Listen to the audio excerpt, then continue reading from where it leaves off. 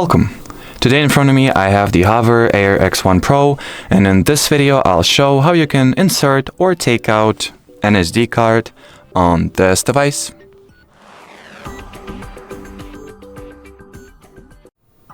So to start, take your drone and make sure to fold the drone's legs or the drone's arms or the side blades, just by pushing or pulling them towards the drone's belly.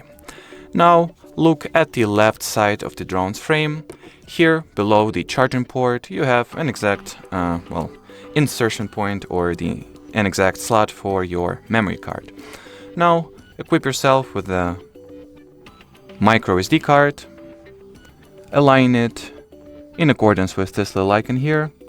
So let me quickly see how it is supposed to go. So this way, and then simply push it in and then slide it all the way until you see that the SD card is properly slotted,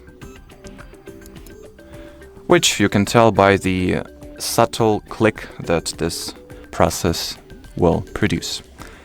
And that's it, the SIM card is installed now. When it comes to taking it out, simply take some narrow object perhaps, because your finger, your finger pad will not do the job. If you have an uncut fingers like I do, you can use your finger, or nail, and simply push it inside so it jumps right back.